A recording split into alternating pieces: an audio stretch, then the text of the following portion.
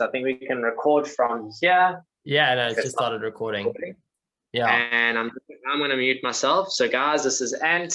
You haven't seen much of Ant. He used to be a big part of RunEx before he moved to the UK. At the same time, we started the Run Well Challenge. He is still involved on the sidelines and is going to be getting more involved.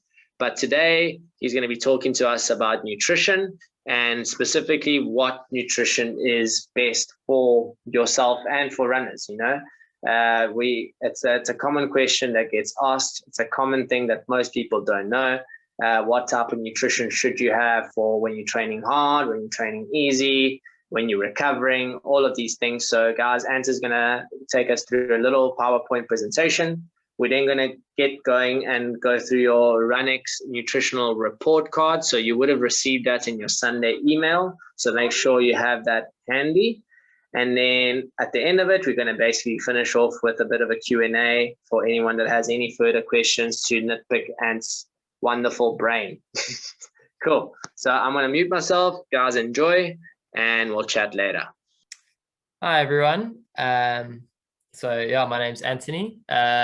Nick, just give a quick yes if you can hear me properly while I busy share my screen. Okay, you got a thumbs up. Cool. Sweet. I am going to share this then over here. Let's get to my PowerPoint. And it says I'm screen sharing. Good. Can everyone see? Nick, you got this? Okay, cool. Right. I just need to actually get it on here. Boom. Okay, right, everyone. So I think before we begin, so my name's Anthony. Anthony Clark. So I'm currently a PhD student in sport and exercise physiology in the UK at Leeds Beckett University. I'm not a registered dietitian or nutritionist, sports nutritionist, but I'm a physiologist, and you know, I've done some courses on nutrition, and I do get to work with some wonderful nutritionists and dietitians as part of my team coaching setup. And so, you know, I get to pick their brains about advice, and I really have sort of got to hone my skills in terms of nutrition for runners a little bit. So today, basically, we are just going to be talking. Oh, this doesn't appear to be working. Here's a little general overview of everything. I don't know if everyone can see it on my side. The screen seems to have gone a bit funny, but basically today, guys, is just going to be a general overview of what I feel is sort of good nutrition for runners. And what is going to be, you know, sort of optimal for both the pre-race strategy. We're going to be talking a little bit about nutrition periodization. So that's how we actually plan out our nutrition, fueling up for a run, fueling during a run, refueling after a run. We're going to talk a little bit about high versus low days. We'll get into that in a little bit. And then we're also going to talk a little bit in the end about supplements. Yeah, Nick, I can't see your screen at all. So if you just want to pop on with the sound sometimes, my screen's doing funny things. So I just don't know if it's staying good. We all good? Okay, I perfect. can't see exactly what is written on there. I can make it out now. I can see it nicely. Yeah. Okay, so I think just take us through it anyway, and as best as you can. Okay, I know it seems to sort itself out. Okay, right, guys. Well, the first concept that I sort of want to talk about is that food is fuel. Okay, so your nutrition is important. The whole reason we need to eat for our runs is, well, firstly, you know, it gives us energy for our runs. You guys may have heard about things like carbohydrates or blood sugars, you know, fats. You know, these things are actual fuel. Our body burns carbohydrates and fats for energy, and that energy powers our muscles for when we run. It keeps our heart pumping blood to all of our muscles. You know, it's the fuel of life. Secondly, food, you know, it gives us the building blocks for recovery. So that'll largely come from protein. That'll be a word that everyone's familiar with. When we go for a long, hard run, you know, our muscles get broken down a little bit. We suffer some muscle damage after a run. It's very important to recover properly if we want to keep training without getting ill, you know, without injuring ourselves. So we need protein for recovery. It also gives us the energy to recover. You guys would have heard the word metabolism. You know, all of the bodily processes, everything our body does requires energy, and we need food to supply this energy. We have to break down food in order to actually, you know, recover from our training. And then also food gives us all the micronutrients that we need in all of those bodily processes. So what are micronutrients? We'll get a little bit more into them, but basically it's your vitamins, your minerals, all of the good things that you get from your fruit and your vegetables. And then, some people need to take vitamin supplements, but they're all big and important in, making up our hormones and just making everything run smoothly in our body. And then lastly, also, I like to always say, don't forget your hydration. Very, very important. Everyone's heard of dehydration, but things like overhydration are a thing as well. The fluid balance in our bodies is also very important, not just for our health, but also how we actually perform as runners and athletes. Okay, so a very important concept that I like to sort of get in from the start to do around nutrition and eating, especially for sport, but in health in general. But today we're talking about eating for runners, nutrition for runners, is that nothing is black or white. Okay, so this means that nothing is one or the other when it comes to both our bodies, our training, and also our nutrition. So if we look up top here, we've got a lovely arrow there. We've got someone walking and someone running. It's a whole spectrum. Now you can think of this as, the person on the left walking is more of your guys, beginner athletes. It's everyone wanting to run our first, 10 or 21K. We're just starting out on our journey to become a runner or an athlete. And then it progresses all the way through to very experienced runners. And then eventually, all the way up to elite runners and the professionals. There's a whole spectrum of runners out there. And it's the same with our bodies and with our nutrition. Everything falls along a certain spectrum. There's no good or bad foods. I prefer to use the terms helpful or unhelpful, and that just means helpful towards our goal. And the funny thing is that helpful and unhelpful can also change. Food may be helpful at a certain stage or time in our training plan or our training day around our sessions, or it might be unhelpful at other times of the day. It all falls in the spectrum, and the spectrum is continually changing for each individual person, for our individual goals, and with our training plans. Our metabolism also falls on a nice big spectrum. Just like how our bodies adapt to our training in terms of we're able to feel fitter and faster, and more energetic, our metabolism also adapts with our training. So the more we train and the more you have to burn fuel while you're running, your body becomes more efficient at actually burning that fuel, at using sugars, using fats for energy. And so our metabolism falls on that spectrum, and it's going to change as your journey as a runner changes. So it's not, a good metabolism or a bad metabolism. You just have your metabolism, and it's going to adapt to whatever you throw at it. Okay, and then the same thing is with our nutrition periodization. So we're going to get more into the topic of periodization later, but basically it just means our nutrition training plan. What's our actual nutrition plan? And that's going to change depending on your goals as a beginner runner, or a sort of looking at more running your best 21 or your best 10K. Your nutrition plans are going to look very different for those goals. And then finally, just that final reminder down at the bottom that different people require different nutrition strategies. So, you may even be trying for the same goal as someone else. You might have signed up to this challenge with a friend. You both want to run your fastest 10K, but you guys are both going to require different nutritional strategies. You're different people, you're different sizes, you might be coming from a different baseline fitness, or just a different sort of nutrition background. Maybe you aren't so experienced in trying to eat and fuel your training with your food. It might be a new concept to you, and so then your strategy is actually going to be a little bit different. So just going into this, guys, I want you to always remember that there's no such thing as good, bad. There's no black or white when it comes to sort of nutrition and food. Okay, then onto some very important basics. Okay, so I'm sure everyone has heard of the terms carbohydrates, fats, and proteins. Okay, these are called our macronutrients, guys. They're sort of the big nutrients that we break down for energy, and that we use as our building blocks for our muscles over there. But what I want you guys to really pay attention to is not so much the words carbs, proteins, or fats, but to actually sort of think about the foods that they contain. I like to rather think about my nutrition in terms of foods that I'm eating instead of the constituents that I'm eating. So our carbohydrates are all of our things like our breads, our pastas, potatoes, sweet potatoes, butternuts.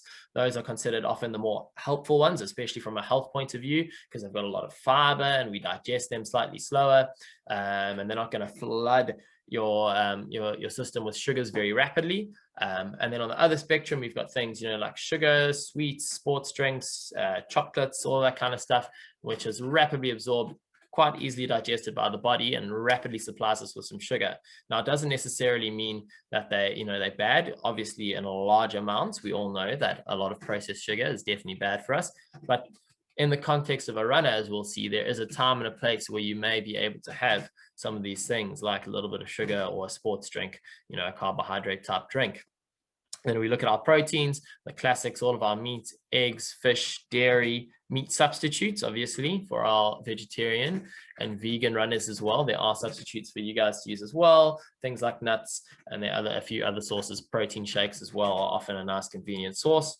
We'll get onto supplements later. And then obviously our fats, everyone is quite familiar with the fats, our oils, cheese, cream, butter, nuts. Just because we're trying to run for performance doesn't mean sometimes we won't need to include a little bit of fats in our diet, and we'll get into that too. And then very importantly, our micronutrients.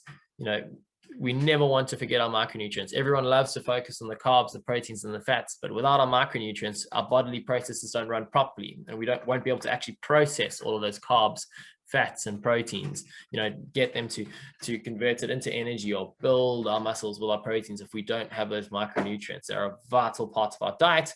Where do we get them from? Mainly our vegetables and our fruit. A lovely variety of vegetables will help you guys out. Things like egg yolks, and then for sort of the braver people, things like your livers or kidneys, they also have quite a few vitamins and minerals in them as well. They're often sometimes the more helpful part of the animal to consume. Then I like to talk about electrolytes separately as well. Electrolytes actually fall under our micronutrients, but for runners, I think they're especially important, or for all athletes. What are electrolytes? They are our salts. So there are things like our sodium, our calcium, magnesium, phosphorus, potassium is an important one. You get that from bananas.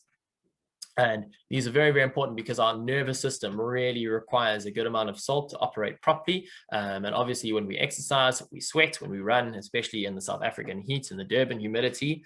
A lot of us today are from Durban. You're going to sweat a lot, and then it's going to mess with that electrolyte balance, and that could actually have a big impact, sort of on your muscle functioning and your running in general. And then I also always like to remind people to keep drinking. You need that water there too. Okay. Right, so moving on, I've already mentioned nutrition periodization.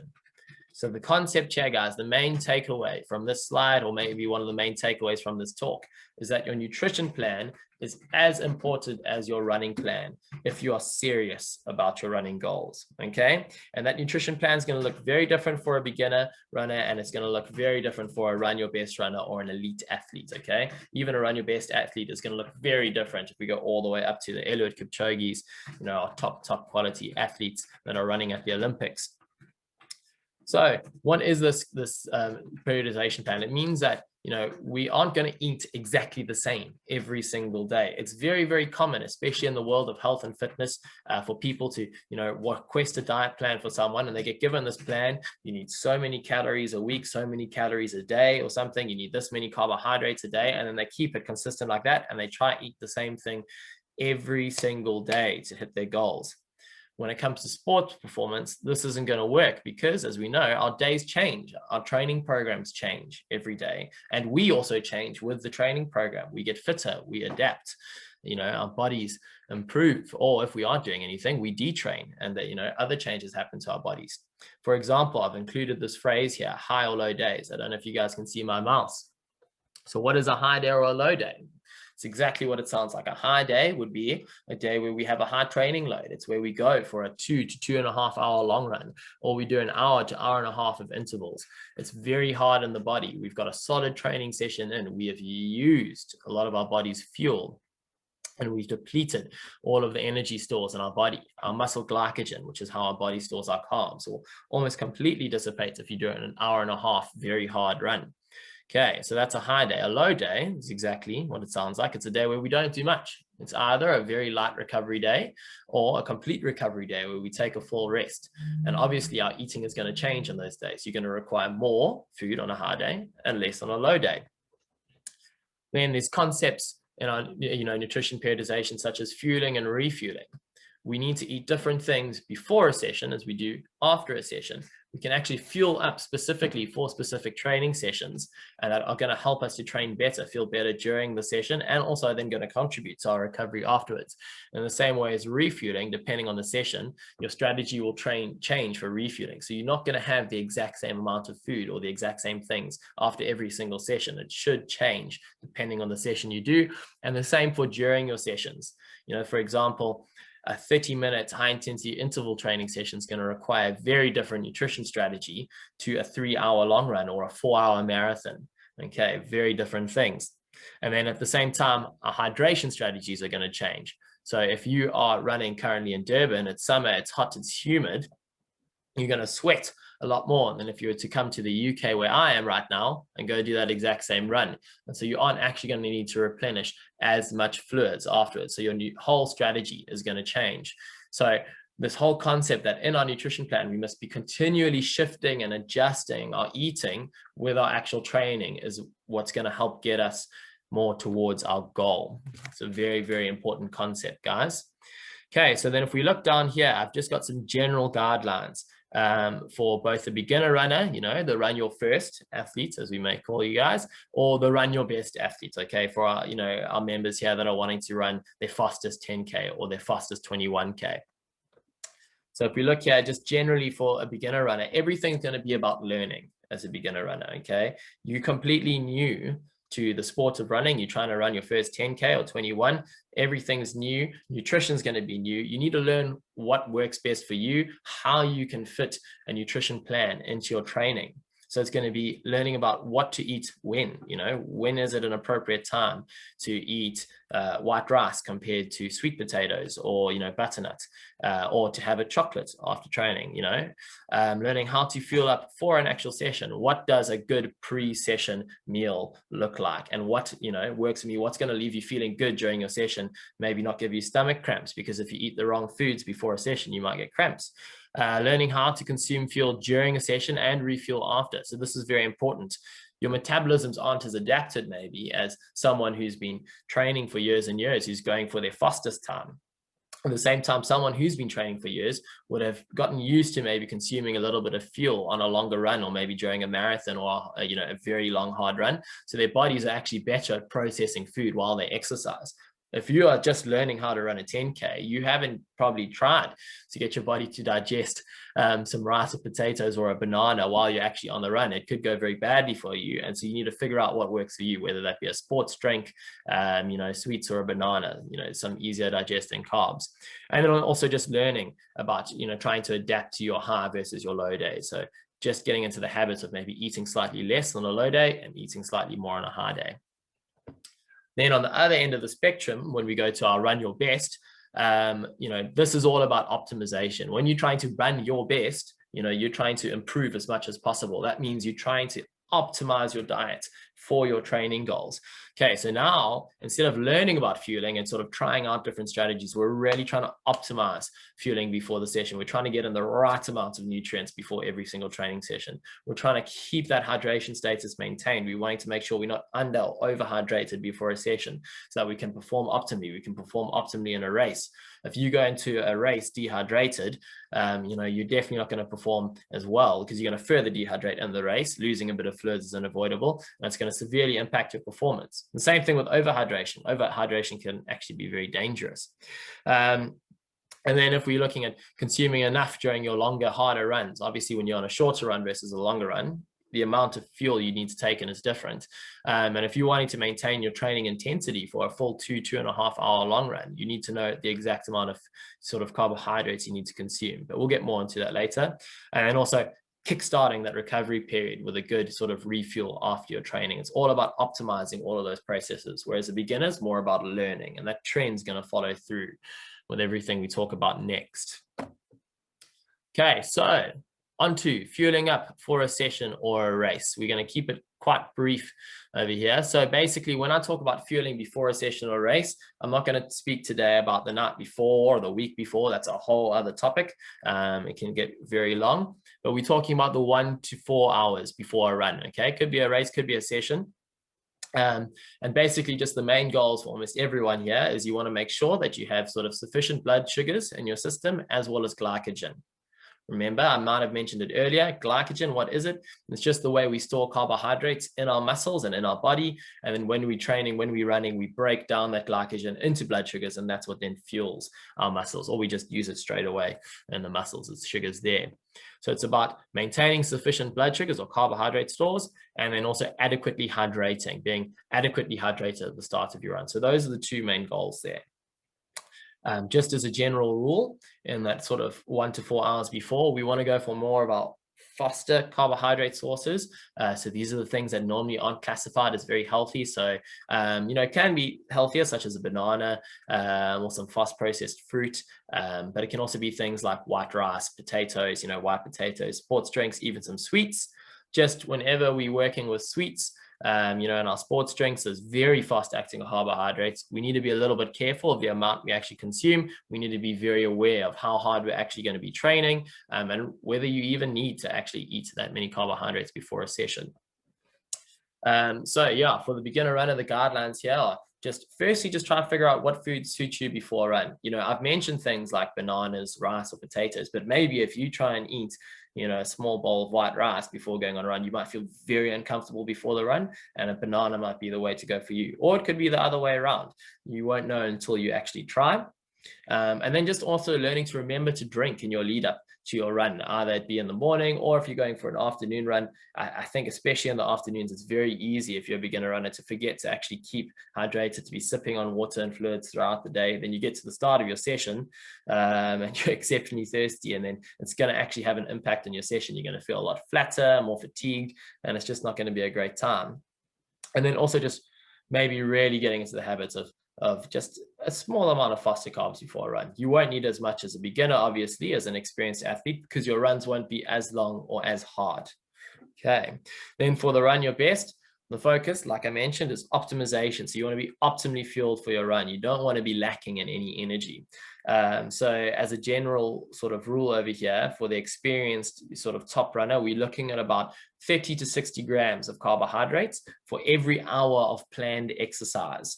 Okay, so that means if you're wanting to do a single hour session, so it's going to be a hard 1 hour session, training run, okay, maybe a speed session, you're looking at anywhere between 30 to 60 grams of carbs in the 1 to 4 hours before there. If you're planning 3 hours, then it's going to go all the way up to 180, and you probably won't be able to then consume that all in one meal. You'll feel very sick. So then it all becomes about trying to figure out how to best get that amount of carbohydrates in. So very important, trying to figure out, choose the easily digestible sources. Try to choose something that's not going to sit very heavily in your stomach. If you eat sweet potatoes with the skins on, or butternut, a very fibrous carbohydrate, or other vegetables before a run, it's going to sit in your stomach. That fiber is going to make you feel uncomfortable, and you're probably going to get some form of gastrointestinal distress. And then lastly, your electrolytes and also your fluid balance. 300 to 500 mils of fluid sort of every 1.5 to 2 hours leading up to the run should be good for most people. But I also like to use the thing, try to drink to thirst. So, if you aren't too thirsty, maybe you won't need to drink that much. You'll just need to sort of sip on water. It's always good to try and go off your sort of both urination frequency and also color to go for it. So if you need the toilet often, then you probably are quite well hydrated, unless of course you have an infection of some kind. And then finally, protein before a run. It's not too much of a stress for most runs. If you're doing a shorter run, an hour or less, it's not going to be hugely important. Then the focus is going to be on getting your protein after the run. But if you are going for a 3 to 4 hour long run, if you're interested in things like ultra marathons, it's probably advisable to get 20 to 30 grams of protein in before you go for an actual sort of very long run. Okay, then fueling during a run. So the focus here is all about maintaining your status, okay? Maintaining your blood sugars and carbs, and trying to maintain your hydration status as much as possible. It's almost unavoidable that if you're just going for a hard run and you're hydrating properly, that you will dehydrate slightly over your run. It's not too much of a worry, but you do need to be aware that you're getting enough fluids in. a very important tip here, and probably one of the most important lines here, is that sessions lasting less than an hour don't really require that much fueling, okay? Maybe just sipping on some water, because you're probably not going to go through all of your glycogen stores in your body before then. You're going to be able to maintain your blood sugar levels even when training very hard. Maybe if it's an exceptionally hard session, after 45 minutes, you'll be feeling quite flat, but it might not only just be because of your energy levels, but literally just because of how fast you've run. Okay, so for the beginner runner, guys, for all of our new athletes trying to run your first 10K, very few of your sessions are going to go past that full hour mark of sort of constant movement. So you won't be needing carbs during most of your sessions, okay? As you progress throughout the program and as those runs get longer and you actually then maybe start going, especially for maybe the first run, your 21Ks, your long runs are now lasting an hour and a half to 2 hours. That's when we start adding the carbohydrates into our sessions, okay? But for all of our shorter sessions, it's not going to be such a train smash if you don't get too many carbohydrates in. But I do advise, when you do get the slightly longer session, maybe try play around with it a little bit. See if you can eat some bananas and not to feel too bad. Actually doing that's going to help train your body for when you progress with your running, you can take in some fuel during a run later on in your running career. For shorter sessions, I'd recommend you only to sip on water. There's no need to chug a huge bottle of water in a session that's less than an hour. It's probably just going to leave you feeling really full and not able to run quite as fast, especially on a speed session. It can be very uncomfortable. So just small sips of water will get you there. And then also on a longer run, that's when you can maybe start trying to drink a little bit more. I would recommend on your long runs taking with, about 500 mils to a liter of fluid and just sipping on that throughout the run, just to try and keep that hydration status going. Okay, for the run your best. So we really want to try now optimize our stores while we're running. The rule over here is about 30 to 60 grams of carbs, once again, per hour of exercise, but while you're exercising. You want to start consuming these carbs roughly about half an hour after you've actually begun exercise, okay? For me, normally the easiest source is probably a very good sports drink that has, both carbohydrates, but also electrolytes in it. So it's got your salts in it. It's normally just the easiest because you need to drink anyway. And so, yeah, working all the way up. If you are still sort of new to really trying to push for your best, you'll be more around that 30 grams of carbohydrate zone. But the better you become and the more adapted you become, you'll be able to take more carbohydrates in a session, and then you can maybe push it all the way up to 60. I know for ultra marathons, they sometimes go all the way up to 90 grams, but that normally causes some gastrointestinal distress, and I wouldn't really advise it for most people. And then, a big thing over here, there's no real need to take in that much protein for most runs, especially anything, I'd say even 3 hours or under. There are quite a few companies that try to market supplements that include protein in their endurance supplements. I don't really see that as, such a need. Only if you're doing ultra marathons, you're going out, and you're planning to be out for 8 hours plus, maybe 16, even 24 hours, some races last, then you will definitely be needing a little bit of protein, but that's a completely different story to trying to run your fastest 21K. You definitely shouldn't need protein on that. And then finally, we look at refueling. So definitely last but not least, in terms of the actual training session, we've now done all of this work. We've been using up our glycogen stores, even though we've been taking carbs in, we're still not going to, have a fully saturated, as we call it, carbohydrate store in the body. So it's all about replenishment. We want to get those carbohydrates back in. We want to restore our hydration status. And we also want to consume enough protein to begin rebuilding those muscles that may have been broken down. And people hear the word build, and runners, especially our faster runners, hear the word build, they get a bit scared because they think they're going to put on muscle. No, it's just repairing the damage that you guys have done, sort of during your run. And then maybe also just, helping repair those, convert those muscle fibers to type slow twitch muscle fibers, making you actually a more efficient endurance runner. So we actually really need to repair those muscles after every single run, especially after a hard run. You definitely want to get some protein in. So when we're looking at immediately after the run, so when I say immediately, I mean sort of 0 to 2 hours, okay? Maybe not, it's not like it's a train smash if you don't get everything in within 10 minutes. But immediately afterwards, you want to look at more of your easily digestible food sources. and fast replenishment. So you want to get something in that your body can digest very easily. It's going to get those carbohydrates to your muscles very quickly. It's going to get those proteins to your muscles very quickly. So that's where things like a protein shake may come in handy, but it's not compulsory. Something like a banana and some biltong, or even some milk. Milk's a really good one. Chocolate milk has been recommended by quite a few dietitians, but plain milk will do as well. If you have no issues with lactose, and that's going to help begin sort of that rebuilding process after your training. Okay, so then in your subsequent hours, we're looking at continuing that replenishment, except now the focus goes away from sort of our fast, typically thought of unhealthy food sort of replenishment, to our helpful food choices, as I like to call them. So this is your fruits, your vegetables, some good quality sort of protein sources, leanish meats, more fibrous carbohydrates, your sweet potatoes, whole wheat items. So now we sort of get rid of what we would consider treats a lot of the time and really focus on making nice sort of good quality food choices, maybe slightly less processed in the subsequent hours after a good hard run. So for our beginner runner, once again, it's all just about learning. You really want to just sort of get into the habit of actually consuming something after you run to kickstart that refueling process.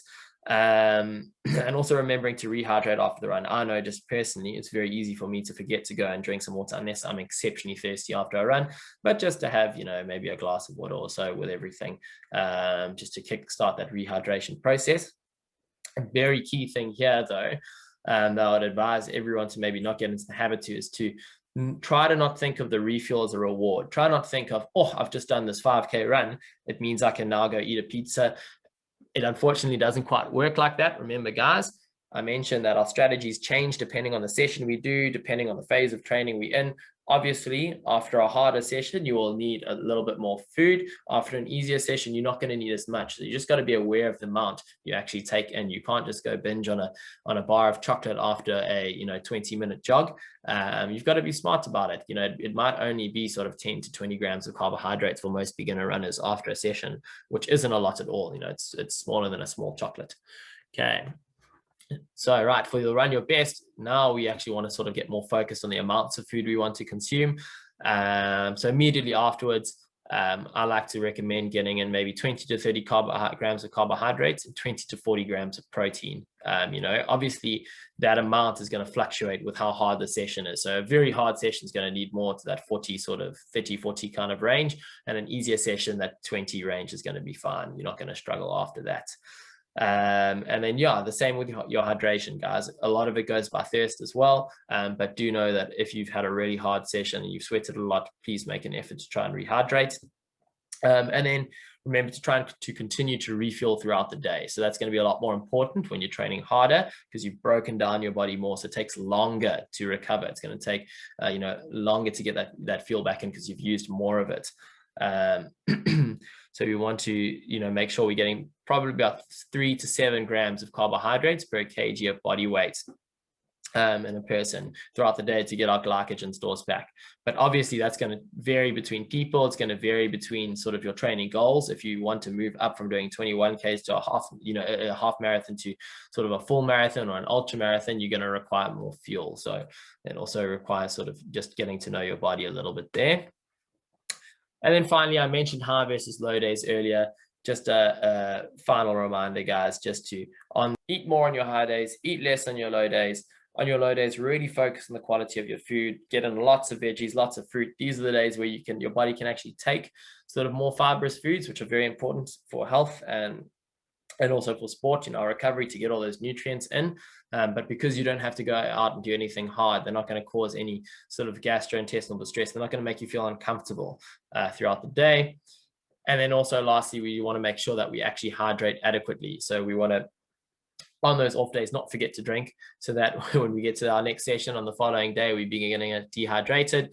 That 5 to 7 cups of water in a day is always a good mark. Try to sip it continuously throughout the day, though. Don't try and down your water, a glass every hour. That's not going to work so well. It's going to pass straight through your system without you absorbing it. Okay, and then one that people always love to ask questions about: supplements. Should I be taking them? Are they good for me? Are they okay? Are they safe? And what should I actually be taking? So these are basically just sort of my recommended supplements for runners. So first of all, protein. A good quality protein shake, so preferably maybe batch tested. What does that mean? It means it's a company that actually every single batch of that supplement they make, they send it to a lab, they get it tested, so you actually know what's getting in it. In South Africa, there aren't too many batch tested ones, but I think Optimum Nutrition's gold standard protein is normally pretty good. They have not paid me to say that. But yeah, I'm not too sure on all of the good brands in South Africa. Unfortunately, our supplement industry is not so regulated. Then isotonic sports drink. So what is that? It's basically, it's a carbohydrate drink, but it's a mixture of carbohydrates and also normally includes our electrolytes. So I have electrolytes at the bottom there. A good isotonic sports drink is going to have, it's going to have the sodium, the potassium, your magnesium, a bit of phosphorus in it. Okay, so it actually helps get those salts to our muscles and to our nervous system while we're actually getting our carbohydrates in.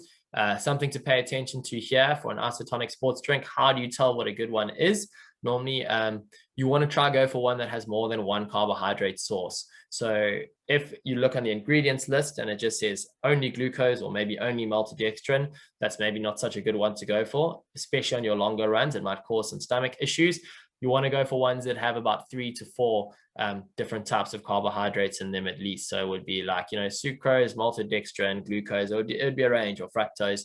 But 3 to 4, normally then your stomach's actually going to absorb it a bit easier and cause sort of less discomfort the longer the run goes on. And then omega oils. So preferably fish oils. The 2 oils you want to look at are EHA and DPA. DHA and EPA, sorry, I got those mixed up. It'll be on the back over there. That's why I've said preferably fish oils. Unfortunately, normally these are animal sourced oils. So for our vegetarian and vegan runners, it can be quite hard to get these ones. A lot of supplement brands will try and market to you sort of vegetarian omega oils, but you've got to be very careful because the oil they use in their ALA doesn't actually convert in large amounts to the really important ones, the ones that are good for your brain and also for your recovery and for your overall health. You need to sort of find a very high quality supplement that will have those ones in them. If you have any questions on that, send it through to RunEx and we'll try to find you a good omega oil brand for vegans and vegetarians. And then lastly, we've already mentioned electrolytes, but just vitamin D, very important for the immune system, very important for all of our hormonal processes and a lot of our recovery processes. It's also something that a huge number of the population is deficient in. So most people do require a little bit of vitamin D supplementation. But as you can see, I've added here, preferably go and get your blood checked, for the levels of vitamin D in it, because you can consume too much vitamin D. So if you just suddenly start taking tons of vitamin D every day, it could be bad for your health. Rather go see an actual dietitian, get your blood works done. They'll tell you what shortages you have, and they'll probably recommend some high quality supplements for you to take in order to get those levels up. Okay. And then lastly, guys, over here, so just a final note, that if you do have any special dietary requirements or concerns, so things like allergies or maybe metabolic disorders or special sort of genetic conditions, or maybe you wanting to try something like intermittent fasting or something that's considered a slightly different nutritional strategy, I would highly recommend that you please go and see an actual sports registered dietitian from it.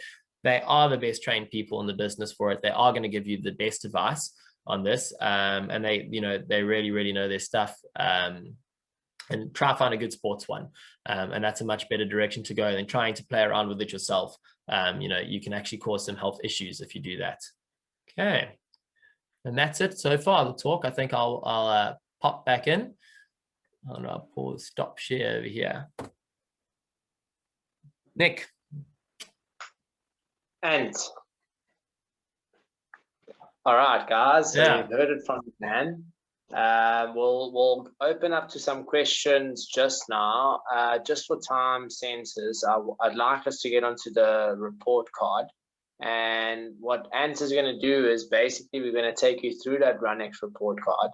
And we're going to guide you as to what sort of parameters you should be filling into each and every block. Obviously, bearing in mind that this isn't an individual nutritional analysis, and dietetics recommendations are going to vary from person to person. But the point of that report card is more to sort of look back at your nutrition over the last couple of months get an understanding of what you're doing well, what you're not doing well, and set some goals for your future in order to improve your nutrition with running. So if you have that ready, please make sure that you are ready to start typing it out. I think, Ant, will you be able to bring it up on your screen? Yeah, as well? I've got it. I do have it here, so I'm going to share it in a sec. Okay, right. Cool. Let's go. And here we have it, guys. So the RunEx nutritional analysis. I've just got to move Nick out of the way of my scrolling bar. He's there, getting in the way of everything. Okay, so if we look over here, guys, obviously everyone knows name and date, no explanation needed. But our current nutritional philosophy. So what I like to think of here is who I am, okay, what my goals are, and how am I currently eating / trying to fuel my sessions. Okay, right. So it's very basic, guys, because that's all going to have an impact then on your actual needs. Okay, so who I am, are you trying to run your first 21K? Are you trying to run your first 10K? Are you trying to break the world record in the marathon? Are you trying to make the KZN team to go to national champs for cross country? That's all going to have an impact of it. So you need to sort of feel who I am as a runner, like who are you as a runner? That's a very good thing to put in there. And then after that, what are your actual goals? So, that's generally who you are as a runner. Are you a beginner runner? Are you a club runner, elite runner? What are your actual goals? Write them out, guys. Having your goals written out is going to give a much clearer sort of direction for you to go in, both with your training and your eating. And then also just how am I currently eating or trying to fuel my sessions? And we're looking at just a general strategy here, guys. Do you have a plan or don't I? You can just say, I don't have an eating plan. I just eat. And that's fine over there because we're going to dive a bit deeper into it. Then underneath, nutritional history. So this is all going to be just, trying to get a little bit more detailed how you normally eat, what types of foods do you normally consume? Do you have any allergies or special dietary requirements? Are you vegetarian? Are you vegan? Kosher or halal? These things are all going to impact what you can actually eat and how you fuel your sessions. Just a general history over there. If you've had sort of struggles with certain types of foods, or maybe thinking about eating in a certain way, maybe you've always thought that protein was really bad for you and you don't want to actually eat it, mention that over there. And then that's going to give you a better view of how you actually eat. Your nutrition goals. So this is more sort of how do you actually want to eat? Are you wanting to now sort of eat to actually fuel and perform your sessions? Are you wanting to, feel more energetic in your sessions? Are you trying to eat healthier? What do you generally want to get out of your eating over here is what we're going to put over there. And then down over here, recovery and supplementation. Are you currently taking any supplements? What do you actually know about supplements? Maybe what do you think are good or bad supplements? Do you generally have a positive view of them? Do you have a negative view of them? Are you worried about taking them? Or maybe you are taking a huge number that you shouldn't be taking. It's good to put everything down that you're taking over there. And then over here, this is more what we'll give back to you guys if you were to sort of come and actually chat to us. Nutritional recommendations. And this, once again, guys, is going to be sort of more individual towards you, but still relatively general. We'll say, well, because you are a beginner runner, you should focus on, just learning to eat before your sessions, making good, smart food choices on your days off, making smart food choices around your sessions, and then taking it from there. And that's what's going to be. Just on top of that, from what Ant is going on about, this is the sort of time where you could pop us a question about your nutrition.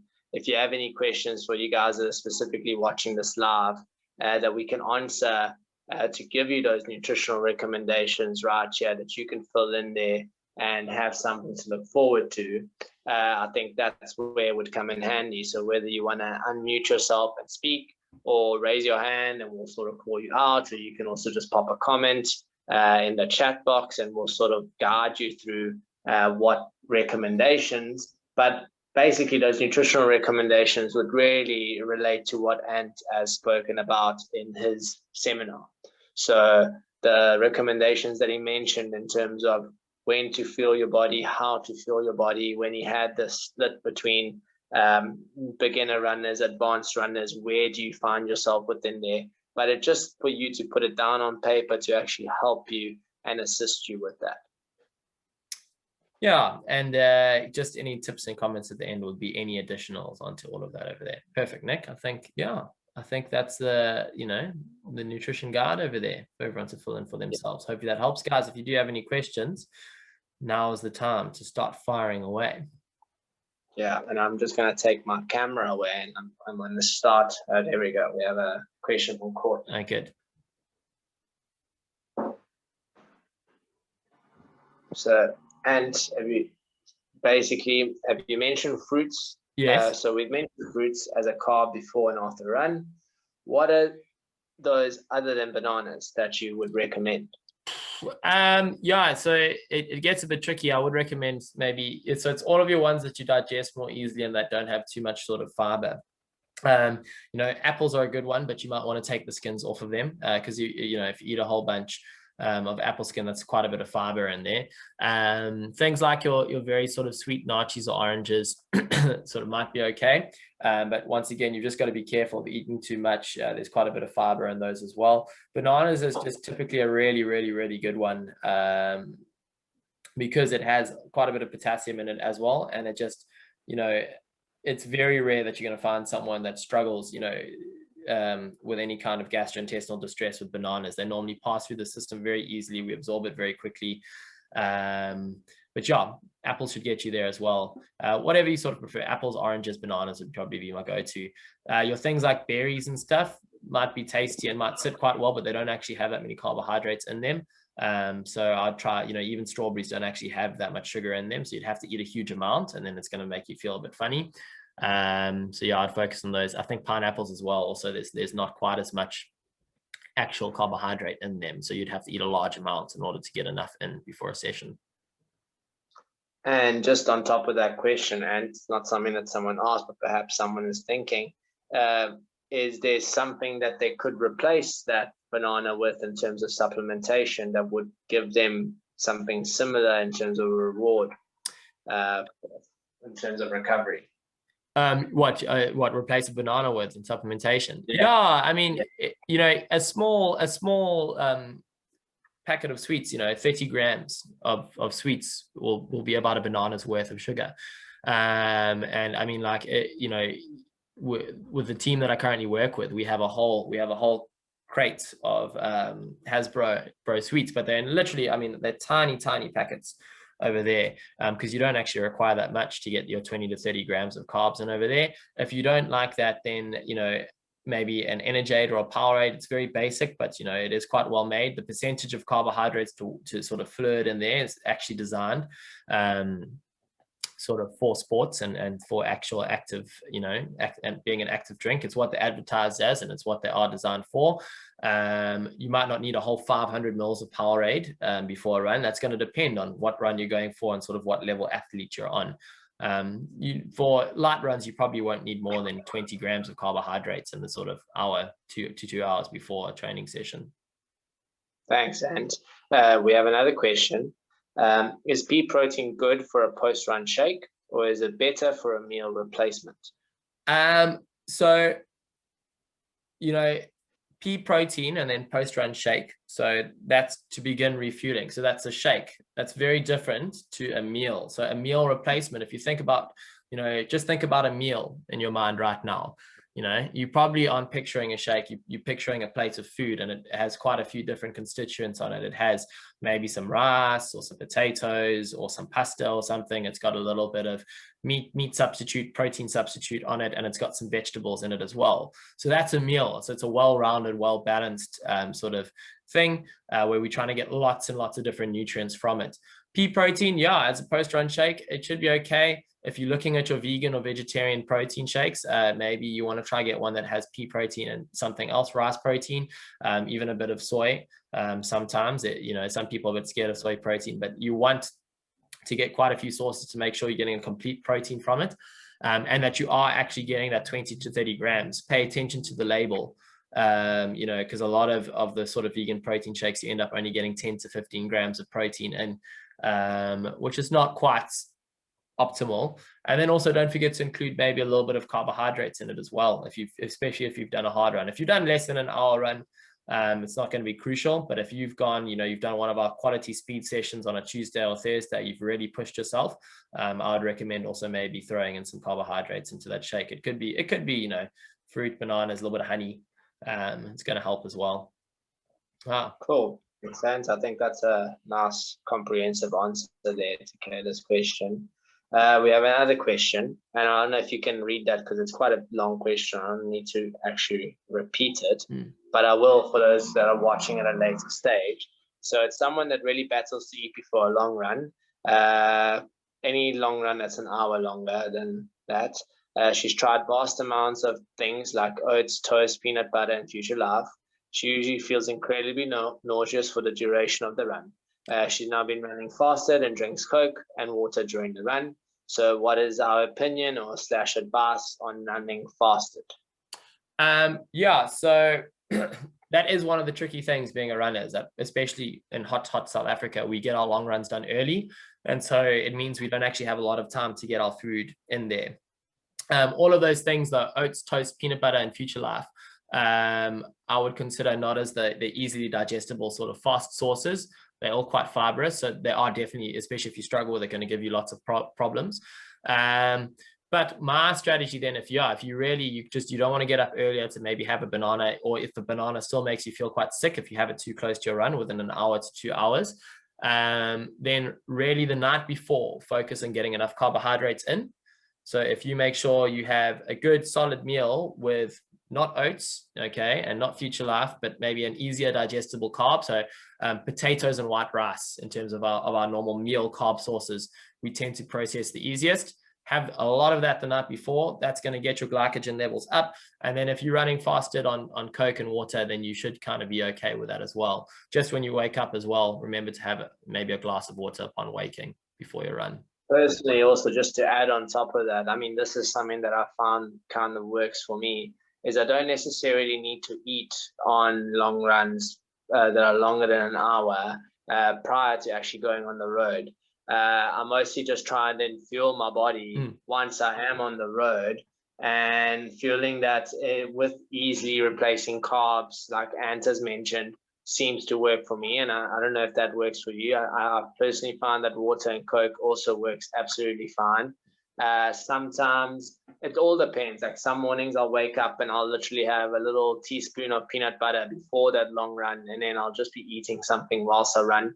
But I personally find that my body works fine when I'm going slightly fasted on a longer run.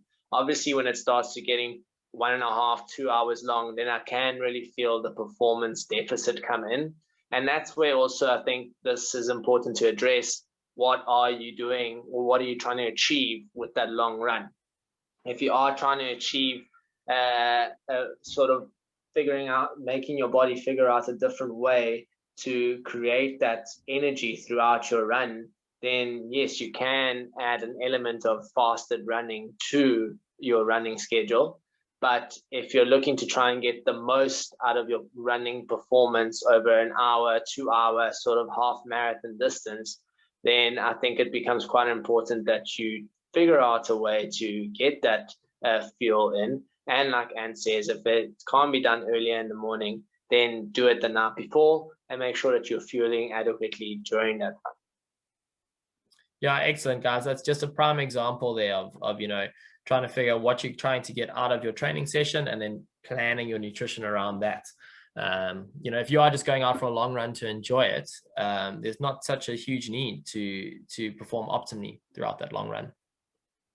Yeah, and also, I mean, it's not something that we've mentioned, but something that's quite a hot topic in the nutritional world right now is intuitive eating.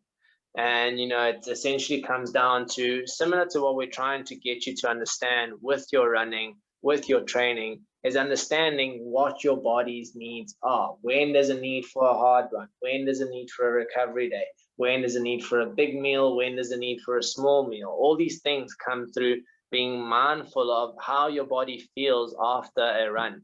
And that's why the report card that we've asked you to fill, it's also quite a nice thing, because it allows you to put all these goals and history and your recommendations and tips and tricks that you learned from today's session on paper for you to physically look at and allow yourself to motivate yourself over the period of 12 weeks. And then, you can always look back at it and think, how have you improved? How have you regressed? All these things. It's important to put them down on paper and learn to understand how your body feels at any given time. Cool. So, guys, there's no more questions. We're just going to hang on a couple more minutes, but we have been going for pretty much an hour.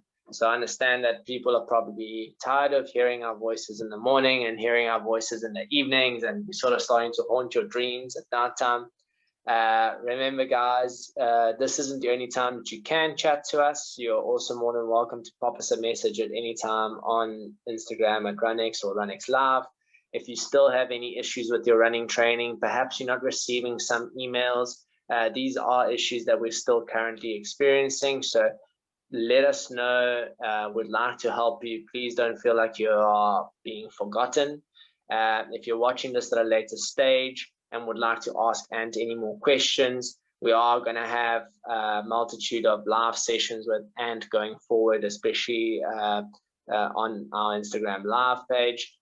So you can either hold on for then or pop us a message and we'll make sure that Ant gets your question.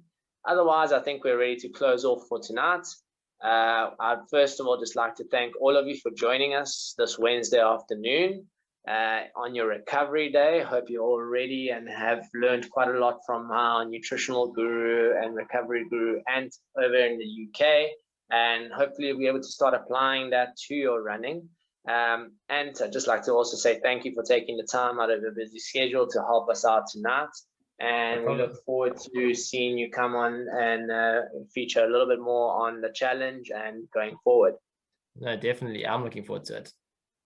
Cool. All right, guys. Thank you so much. And we'll see you soon. Sweet. Cheers, guys. Cheers, everyone. Thanks for joining.